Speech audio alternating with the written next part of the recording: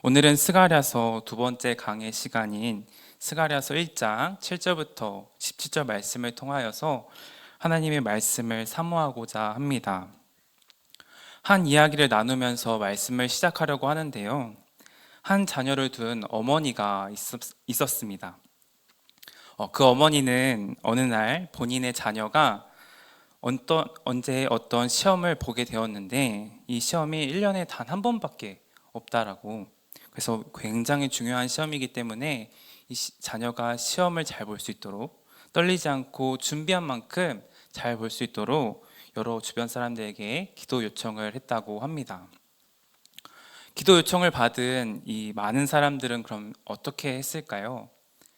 네, 당연히 그 어머니의 요청대로 함께 열심히 기도를 해 주었습니다. 생각이 날 때마다 또 새벽의 자리, 또 금요 기도의 자리 가운데 시시때때로 그 자녀를 위해서 함께 기도를 해 주었다고 합니다. 그리고 너무나도 참 감사하게도 그 자녀는 시험을 잘 보았고 좋은 결과를 얻었다고 하죠. 누가 봐도 참 기쁜 일이었고, 함께 기도했던 사람들도 마치 내 자녀가 좋은 결과를 얻었다라는 것처럼 느끼는 것처럼 열심히 기도해 주었기 때문에 기쁨이 가득했고 좋아하며 축하를 해 주었습니다. 아니, 그런데 이 자녀의 어머니의 얼굴을 보니 기쁨보다 근심과 걱정이 가득해 보이는 얼굴을 보게 됩니다. 아니, 시험도 너무나 잘 봤는데 무슨 걱정이 있느냐라고 주변 사람들이 물어보자, 시험은 너무나 잘 보았지만 이제 이 결과로 취업을 해야 되니까 걱정이다고. 취업을 한다면 이제 결혼도 해야 되는데 그것도 걱정이라고. 결혼하면 집도 구해야 되는데 그것도 걱정이라고. 걱정할 거리가 태산이라며 또다시 걱정하고 있는 어머니의 모습을 보게 된 것이죠. 사실 이 이야기는 오늘날 살아가는 많은 사람들의 이야기가 되기도 합니다. 분명히 기도하면서 준비를 했고 응답을 받은 것처럼 합격도 했는데 세상에서 나라는 존재는 여전히 작고 연약하다라는 것이죠. 이거 하나만 지나면 괜찮을 줄 알았는데 큰 산을 넘었더니 더 큰 산이 또 있고, 겨우 넘었더니 또 있고 또 있고 또 있고, 고난과 고단함의 연속이 우리들의 인생이 아닐까라고 생각이 들 정도의 모습이 있습니다. 오늘 말씀 가운데 스가랴가 전하고 있는, 또 외치고 있는 대상인 이 이스라엘 백성들의 상황도 별반 다르지 않다라고 생각합니다. 지난 수요 예배 가운데 이성민 목사님의 말씀을 통해서 우리는 스가랴의 전반적인 배경을 들었는데요. 이스라엘의 조상들이요, 하나님과의 언약을 저버리고 그들의 범죄로 인하여서 하나님이 이스라엘을 벌을 주시기 위해 도구로 사용하신 제국들로 인하여서 이스라엘 또 남유다들이 망하고 포로로 잡혀가는 고난 가운데 삶을 살게 되었습니다. 그렇게 포로의 신분으로 고난 가운데 살아가던 이들이 페르시아라는 제국이 등장하게 되어지고, 고레스가 바벨론을 정복하여서 고레스 칙령으로 1차 포로 기한이 시행되면서 포로 생활을 하던 이스라엘 백성들이 하나 둘씩 고향의 땅으로 돌아가게 됨을 보게 됩니다. 이렇게 고향으로 돌아온 그들은 얼마나 기뻤을까요? 포로 생활을 하던 그들이 이제 고향 땅에 가면 모든 문제가 해결이 될 거야, 하나님이 임재하시고 함께 하심을 비가식적으로 알려줄 수 있는, 상징할 수 있는 이 성전이 재건이 되어지면 예전에 우리가 가졌던 하나님께서 우리에게 주셨던 그 영광을 되찾을 수 있을 거야 하면서 기대감에 부풀어가며 나가진 않았을까요? 그런데 이렇게 고향의 땅으로 오면 이제 성전을 지으면 다시금 옛날의 영광을 되찾을 줄 알았는데 꼭 그렇게 되지도 않더라는 것이죠. 성전 재건의 시작이 되었습니다. 그런데 여러 가지 이유, 또 외부적인 방해로 성전 재건이 중단이 되었습니다. 이 중단이 되었던 기간이 언제였을까요? 무려 16년의 시간이 지났습니다. 하나님께서 약속하셨던 이스라엘 백성들을 통해서 이루고자 하신 이 회복은 물 건너간 것처럼 보이고 느끼게 되는 것이죠. 1장 7절 말씀을 보면요, 다리오 왕 제2년 11째 달 곧 스바돌 24일에 이또의 손자 베레가의 아들 선지자 스가랴에게 여호와의 말씀이 임하였다라고 말씀을 하고 있습니다. 1장 1절에서도요, 다리오 왕 제2년 8째 달에 여호와의 말씀이 스가랴에게 임하였다라고 하는데요, 여기서 보면 1절과 7절 사이에 약 3달가량의 시간이 지나고 있음을 알 수가 있습니다. 그런데 여기서 주목할 점은요, 1절에서도 그렇고 7절에서도 그렇고 다리오 왕 통치 기한과 구체적인 날짜가 소개를 하고 있다라는 거예요. 또한 7절에서는요, 스바덜이라고 하는 바벨론 문화권에서 사용하고 있는 달력에서 사용하는 명칭을 사용하고 있습니다. 그렇다면 우리는 여기서 한 가지를 생각해 볼 수 있습니다. 유대인의 역사를 기록하고 있음에도 왜 이런 페르시아, 바벨론의 기준으로 시간을 기록하고 있느냐라는 것이죠. 지금 이스라엘이 완전히 독립을 하지 못하고 페르시아의 식민지로 살아가고 있음을 나타내고 있는 것입니다. 이들은 고향 땅으로 돌아왔습니다. 그러나 내부적으로 또는 외부적인 이유로 그들은 여전히 온전히 회복을 이루지 못하고 있는 상황입니다. 하나님께서 회복시켜 주신다라고 하셨지만 지금 그들이 처한 상황은 굉장히 어려운 상황이라는 사실을 전하고 있는 것이죠. 우리 성도님들 중에서도 열심히 신앙생활을 하지만 정말 하나님을 열심히 믿는데도 여전히 존재하는 삶의 문제가 있지는 않으십니까? 하나님께 몇 년 동안 구하는 기도 제목들도 있습니다.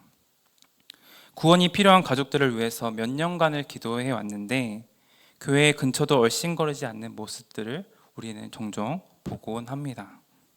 분명히 하나님은 살아계시고 내 삶에 역사하시는 그 증거들이 수두룩함에도 불구하고 여전히 불편하고 여전히 괴로운 문제가 우리 인생 가운데 있다라는 것입니다. 여전히 이스라엘 백성들은 페르시아라고 하는 제국의 식민지라는 사실이 바뀌지 않은 것처럼 말입니다. 무엇 하나 바뀐 것이 하나도 없다.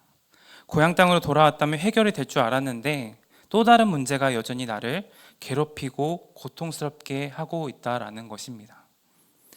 그런데요, 또 이렇게 관점을 바꿔서 살펴볼 수 있을 것 같습니다. 7절에 구체적인 숫자를 언급하고 있다는 것이 앞서서 페르시아의 기준의 시간을 기록하고 있지만, 그래서 제국에 속한 약소국이라는 것을 나타내고 있다라고 말을 할 수 있지만, 또 한 가지 사실은 구체적인 숫자들을 언급함으로 이러한 일들이 분명히 있었음을 가르쳐 주고 있다라고 생각해 볼 수 있습니다. 즉, 하나님의 말씀이 나에게 분명히 임하였어. 이 일은 절대로 꾸며낸 일이 아니야. 내가 정말로 이때 이것을 보았어 라고 스가랴가 전하고 있는 것이죠. 현실은 변함이 없어. 식민지의 삶을 살아가고 어려움의 삶을 살아가는 이들에게 내가 정말로 이것을 보았어. 이 일은 절대로 꾸며낸 이야기가 아니야 라며 전하고 싶은 메시지가 있다라는 것입니다. 그리고 그 메시지가 무엇일까요? 17절 말씀입니다. 함께 봉독하도록 하겠습니다. 그가 다시 외쳐 이르기를 만군의 여호와의 말씀에 나의 성읍들이 넘치도록 다시 풍부할 것이라. 여호와가 다시 시온을 위로하며 다시 예루살렘을 택하리라 하라 하니라. 아멘. 17절에 다시라는 부사가 보이십니까? 다시가 몇 번 등장하고 있나요? 네. 그가 다시 외쳐 이르기를 만군의 여호와의 말씀이 나의 성읍들이 넘치도록 다시 풍부할 것이라. 여호와가 다시 시온을 위로하며 다시 예루살렘을 택하리라 하니라. 4번의 다시가 나오는데요, 다시를 강조하고 있는 거죠. 그만큼 하나님은 포기하지 않고 은혜를 베푸시는 분이시다, 그렇게 말씀을 하고 있는 겁니다. 여전히 불편하고 여전히 괴로운 문제가 우리 인생 가운데 있다면 오늘 이 다시 한번 외치시는 여호와의 말씀 앞에 나아가기를 소망합니다. 만군의 여호와의 말씀에 성읍들을 다시 풍부하게 하실 하나님을 신뢰하며 나가기를 소망합니다. 다시 시온을 위로하시고 다시 예루살렘을 택하시는 그 하나님을 바라보는 저와 여러분들 되기를 소망합니다. 두 번째로는요, 하나님이 보여주신 환상입니다. 스가랴 말씀을 보면요, 하나님은 스가랴에게 8개의 환상을 하룻밤에 연이어서 보여주시면서 낙심한 백성들에게 위로하심을 보게 됩니다. 하나님은 왜 환상을 통해 말씀을 하셨을까요? 대부분의 사람들이 현실의 경험만을 의지하기 때문입니다. 사람들은 현실적으로 판단이 어렵다고 생각이 되어지면 하나님의 뜻이 아니라고 판단을 하죠. 그래서 하나님은 현실과 다른 차원의 세계에 있는 이 환상을 통해서 말씀을 하고 있는 겁니다. 때론 사람들의 의식이 하나님의 뜻을 막기도 합니다. 사람들의 경험이 하나님의 신비로운 역사를 받아들이려고 하지 않는다라는 것입니다. 그래서 하나님은 인간이 판단할 수 없는, 인간이 계획할 수 없는, 인간의 경험으로는 도저히 이해할 수 없는 신비로운 계획을 말씀하실 때 사람들을 통해서 꿈을 보여주시기도 합니다. 즉 비전이죠. 하나님의 비전을 보여주시는 것입니다. 하나님께서 포기하지 않으시고 다시 시온을 위로하시며 다시 예루살렘을 택하시겠다라고 그 하나님의 열심을, 비전을 보여주고 있는 것입니다. 그리고 오늘 첫 번째 이 비전을 소개하고자 합니다. 1장 8절부터 10절 말씀을 보면요, 스가랴는 밤 환상 중에 화석류 나무 사이에 붉은 말을 탄 한 사람을 보게 됩니다. 그 뒤에 붉은색 말들과 자주색 말들과 백마들을 보게 되는데요, 8절에서 말들 위에 사람들이 타고 있는지는 명확하게 표현하고 있지 않지만 11절에서 그들이라는 복수형이 보이는 것을 보게 되는데, 이 때문에 여러 사람들이 여호와의 사자에게 말하고 있다는 것을 보면 알 수 있습니다. 스가랴가 옆에 있는 내게 말하는 천사에게 자기가 지금 보고 있는 것이 무엇인지를 묻습니다. 9절 말씀인데요, 함께 다시 한번 봉독하도록 하겠습니다. 내가 말하되 내 주여 이들이 무엇이니까 하니 내게 말하는 천사가 내게 이르되 이들이 무엇인지 내가 내게 보이리라. 아멘. 천사에게 자기가 지금 보고 있는 것이 무엇입니까? 묻자 천사는 스가랴에게 지금 일어나는 일을 보여주겠다라고 말하며 그 환상 속으로 함께 들어가고 있습니다. 이어서 붉은 말을 탄 자가 다른 말을 타고 온 자들과 대화를 나누는 모습을 보게 되는데요, 10절부터 11절 말씀입니다. 우리 함께 다시 한번 읽어볼까요? 네, 시작. 화석류 나무 사이에 선 자가 대답하이르되 이는 여호와께서 땅에 두루 다니라고 보내신 자들이라. 그들이 화석류 나무 사이에 선 여호와의 천사에게 말하되 우리가 땅에 두루 다녀보니 온 땅이 평안하고 조용하더이다 하더라. 아멘. 다른 말을 타고 온 자들이 붉은 말을 탄 자에게 자신들이 명령을 받고 땅을 돌아다니며 발견한 것들에 대해서 보고하고 있습니다. 보고하는 내용을 보니까요, 우리가 땅에 두루 다녀보니 온 땅이 평안하고 조용하더이다 라고 하는 것을 보게 됩니다. 이들은 온 세상의 순찰자로 보내심을 받았다라는 것인데요, 여기에서 붉은 말, 또 자줏빛 말, 백마 같은 각각의 말이 의미하는 바가 무엇인지를 구명하는 것은 여기서 중요하지 않습니다.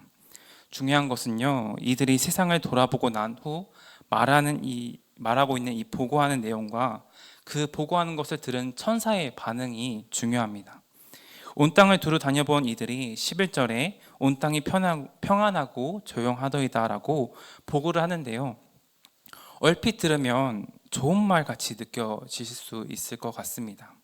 온 땅이 평안하고 조용하다는 말은 누구나 들어도 온 세상이 평안하구나 라고 소리로 들려지기 때문이죠. 그런데 사실 이 보고를 들었던 천사의 반응을 보면 그렇지 않다는 것을 알 수가 있습니다. 천사는 유다와 예루살렘이 벌어진 채 70년의 시간이 지났는데 언제 여호와가 구원하실지를 탄식하고 있는 모습을 보게 됩니다. 12절 말씀에 만군의 여호와여, 여호와께서 언제까지 예루살렘과 유다 성읍들을 불쌍히 여기지 아니하시려나이까? 이를 노하신 지 70년이 되었나이다라고 하나님께 탄식하며 묻고 있습니다. 때때로 거짓이 승리하고 악이 지배하는 것 같은 세상을 보면서 과연 하나님은 어디에 계시는지 궁금해하는 사람들을 보곤 합니다. 계속해서 하나님의 뜻과 어긋나면 이러한 시험에 들곤 하죠. 그런데 여러분, 하나님은 모든 상황을 알고 계시고 보고 계십니다. 모든 상황이 하나님의 뜻과 정반대로 돌아가는 것 같아도 그 모든 상황이 하나님의 손 안에 있음을 믿어야 한다는 것입니다. 하나님은 여전히 일하고 계시기 때문이죠. 그렇게 우리는 하나님을 신뢰하며 나아갈 줄 믿습니다. 천사가 분노하면서 하나님께 탄원한 이유도 바로 이러한 답답함을 대변해 주고 있는 것처럼 보입니다.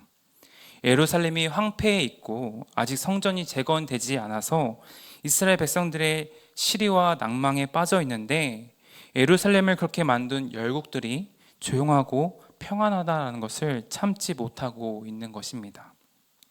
즉 여기서 말하는 온 땅은 전 세계를 의미할 수 있지만 이스라엘 백성이 포로로 또는 식민지로 여기고 있는 페르시아 제국 전역을 의미한다라고 볼 수 있습니다. 이 제국이 평안하고 조용하다라고 하는 것이죠. 그렇게 평안하고 조용한 이유는요, 당시의 역사를 보면 다리오 왕 집권과 함께 일어난 여러 지역에 반란이 모두 진압이 되었기 때문입니다. 페르시아 제국에 종속된 많은 민족들이 더 이상 저항을 하지 않고 있었다라는 것이죠. 그래서 조용하고 평안하다라는 이 말은 페르시아 제국의 입장에서는 정치적인 안정과 평화를 이루었다라는 의미가 되곤 하지만 반대로 포로 후기에 유다, 이스라엘 백성들의 입장에서는 이러한 반란으로 제국이 무너지고 그들은 자연스럽게 독립을 할 수 있을 뻔했는데 그런 기대가 무너지는 상황이 되는 것이죠. 즉 이스라엘의 회복과 함께 이방의 민족들이 하나님께로 돌아와 예루살렘에 모여들 것이라는 예언의 성취가 전혀 보이지 않다라는 의미가 되는 것입니다. 한번 생각해 보면 좋겠습니다. 이스라엘보다 훨씬 악한 민족들이 평안한 가운데 있습니다. 그런데 이스라엘은 낙심과 절망, 황폐한 가운데 있다면 누구나 화가 나야 합니다. 악인들은 평안하고 아무 일이 없는 것처럼 잘 지내는 것 같고 그보다 훨씬 더 나은 사람은 하나님께 징계를 받고 황폐한 가운데 있다면 분노가 일어나지 않겠습니까? 그러나 여러분, 악인들이 평안함을 누리고 있는 것처럼 보인다고 한다면 그렇다고 해서 그들을 부러워하면 안 됩니다. 왜냐하면 하나님은 그들의 안일함에 대해, 거짓된 평안에 대해 진노하신다라고 말씀하셨기 때문입니다. 그렇게 너무나 답답합니다. 어찌하여 가만히 있으십니까? 만군의 여호와께서 언제까지 예루살렘과 유다 성읍들을 불쌍히 여기지 아니하시려 하나이까? 하나님께 대답을 해주시기를 요구하는데요. 예레미야서 8장 11절에 보면요, 그들은 내 백성의 상처를 피상적으로 고쳐주었다. 평안하다, 평안하다라고 말하나 평안이 없다라고 말씀합니다. 예레미야서 곳곳에 똑같은 말씀들이 나옵니다. 거짓 선지자들이 평안하다, 평안하다, 아무 일이 없을 것이다 라고 말하지만 그들에게는 평안이 없었습니다. 그들은 멸망 직전의 상태였습니다. 그들이 말하는 평안은 거짓된 평안이라는 것이죠. 온 땅이 조용하고 평안하다고 하지만 그것은 하나님의 뜻 가운데서 누리는 평안이 아니기에 거짓과 왜곡, 교만한 가운데 누리는 안일함에 주어지는 평안이기에 아무 소용이 없다라는 것입니다. 그래서 이 질문에 대한 대답이 14절, 17절의 내용에 나오는데요. 주님은 말씀 속에서 예루살렘과 시온을 여전히 크게 질투하고 안일한 생활을 즐기는 이방 나라들의 심히 진노하겠다라고 말씀하고 있습니다. 15절 말씀입니다. 함께 다시 한번 읽어보도록 하겠습니다. 안일을 즐기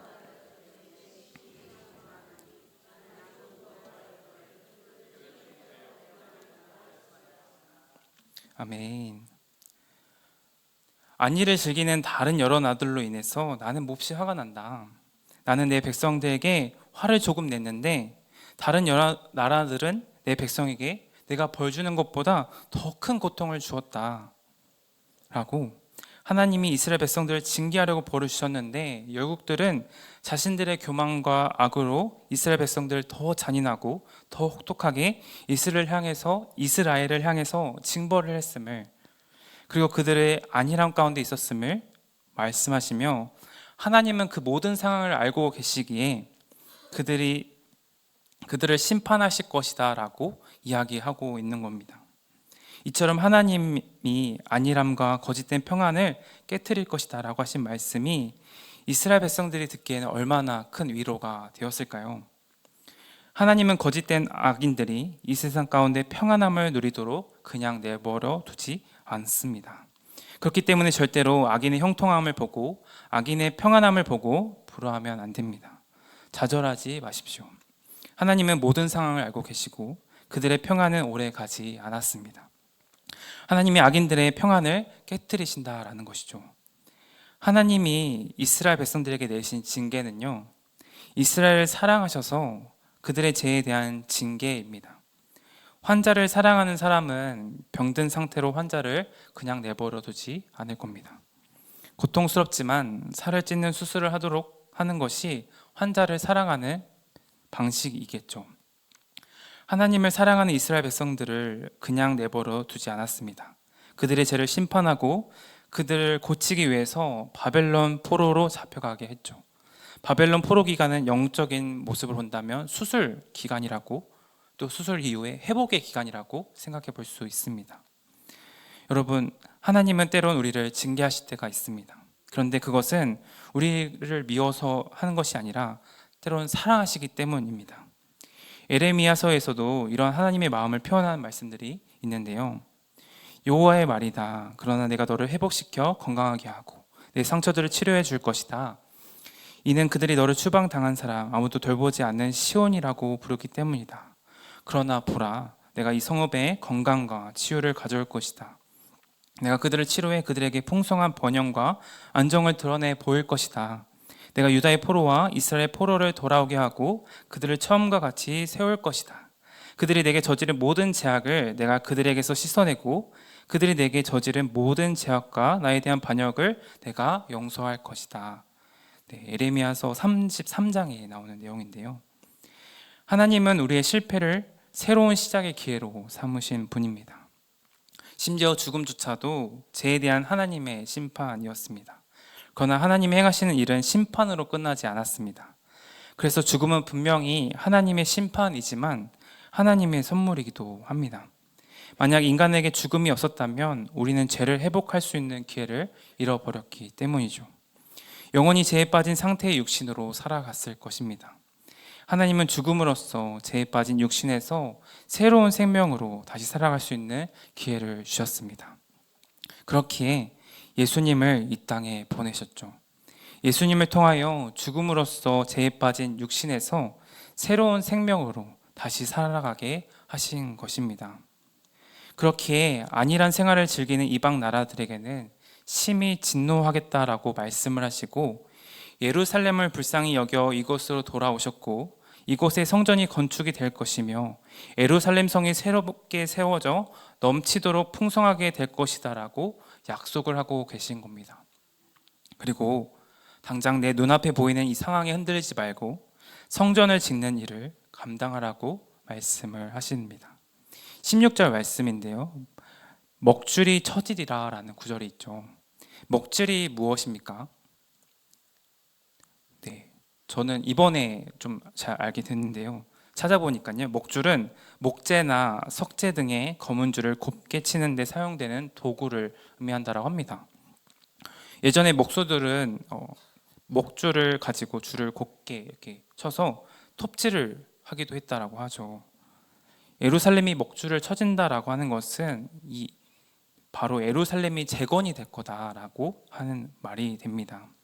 무너졌던 성전이 건축이 되어지고 정말 가혹한 제국에 파괴되었던 예루살렘이 회복이 될 것이다 라고 말씀하고 있는 것이죠. 하나님의 열심이 반드시 돌아오셔서 성전을 재건시키겠다라고 하는 것입니다. 17절 중반부 이후에 나의 성읍들이 넘치도록 다시 풍부할 것이라. 여호와가 다시 시온을 위로하며 다시 예루살렘을 택하리라 하니라. 스가랴로 하여금 선언을 하게 하심으로 이스라엘 백성들이 이 어려운 상황에 흔들리지 말고 오늘의 삶을 살아가라고 전하고 있는 것입니다. 한 가지 저의 이야기를 하면서 오늘 말씀을 맺고자 합니다. 초등학교에 입학을 하던 시기에 교육청에서 행한 방법인지 아니면 제가 다니던 학교에서 정한 교육 방법이었는지는 잘 모르겠지만 입학을 할 때 모든 학생들에게 저금을 하는 습관을 들이게 하기 위해서 적금 통장을 만들게 했습니다. 그리고 초등학교를 졸업하게 되면 이 적금이 만기가 되는 그런 것이죠. 그런 통장이었습니다. 적금 통장이 생겼기 때문에 물론 개인적으로는 돈을 열심히 모은 것은 아니지만 부모님이 열심히 모아주셔서 그리고 1년에 또 2번씩 아주 큰 행사가 있죠. 설과 추석이 있습니다. 그때가 되면 삼촌과 이모 그리고 고모, 할머니 등 열심히 수금을 하러 다니면서 다 쓰지도 않고 돈을 모았더니 꽤 큰 금액이 졸업을 할 때쯤에 모이게 되었습니다.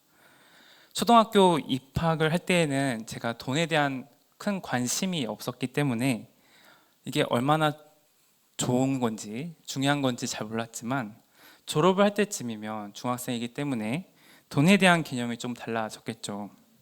꽤 큰 금액이 주어졌기에 이 돈을 어떻게 사용할까, 어떻게 써야지 고민에 빠졌습니다. 그런데 이 돈을 어떻게 쓰자고 제안을 하시는 부모님이 등장을 합니다. 부모님은 이 돈을 하나님께 드리자, 너의 첫 적금을 하나님께 드리자라는 말씀을 하셨습니다.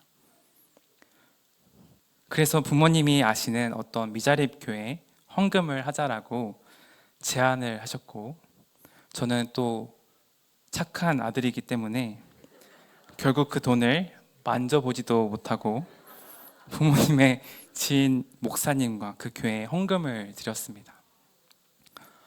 감사합니다. 그런데 너무나도 신기하게도 그 교회에서 하고자 하는 어떤 사역이 있었는데 딱 그 금액이 필요했던 것이었습니다. 나중에 생각을 해보게 되니까요, 하나님은 하나님의 일을 하시기 위해서 한 초등학생을 통해 6년간을 준비하고 계셨다는 것을 제 스스로 깨닫게 되었습니다. 누군가에게는 6년이라는 긴 시간이 하나님이 계획하시고 이루어가고자 하는 사역을 이루고자 하는 그 사역 가운데 통로로 사용되어지고 있다라는 것이죠. 6년의 긴 시간이 어떤 하나님의 일을 이루어가는데 귀한 도구로 사용이 되었습니다. 비록 오늘 하루가 막막하더라도 순종의 자리에 서 있어야 하는 이유가 바로 여기에 있습니다. 악인들이 평온해 보이지만 그것은 안일함으로부터 주어지는 평온함이고요.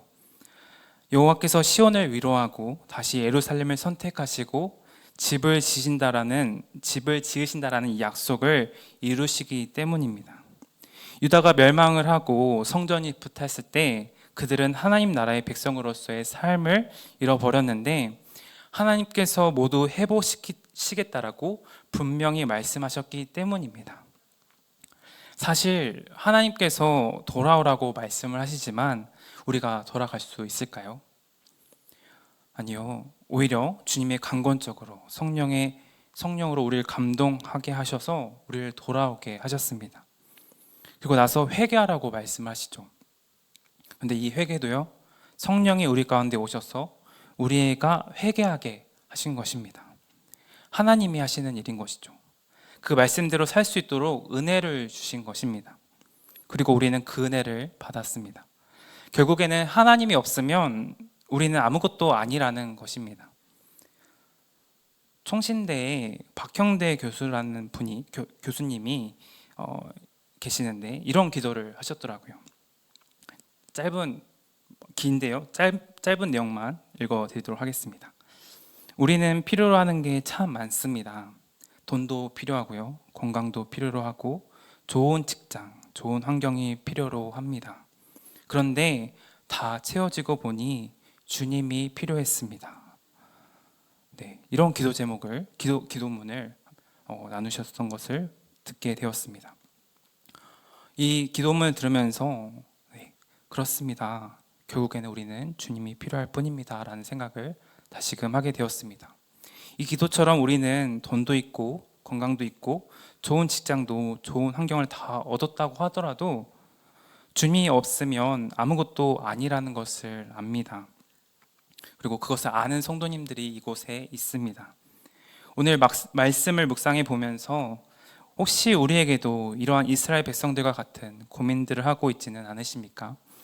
하나님에 대한 막연한 실망감과 초조함으로 하나님의 때를 기다리다 지쳐 하나님에 대한 신뢰마저 희미해져 버리고 불안함과 허탈감 속에 휩싸여 있지는 않으십니까? 정말 방향이 속도보다 중요하다고 생각이 든다면 기다려야 합니다. 기다림이 믿음이며 기다림을 통해 하나님께서는 우리의 마음을 정돈시키시고 생각을 정돈시키시고 그리고 행동을 다듬어 가시기 때문입니다. 이럴 때일수록 하나님의 말씀을 회상하고 돌아보고 하나님께서 행하여 오신 일들을 우리는 기억해야 합니다. 그렇다면 하나님이 우리를 향한 뜻을 이루어 가십니다. 오늘 여러분이 처한 현실의 어려움이 너무나 커서 현실적인 판단과 개선으로는 회복될 수 없다고 할지라도 하나님의 비전을 믿음으로 붙잡기를 소망합니다.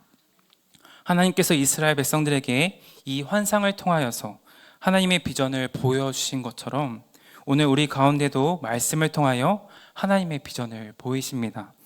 하나님이 주신 이 비전의 말씀을 붙잡으며 오늘을 살아가는 귀한 성도님들이 되기를 소망합니다.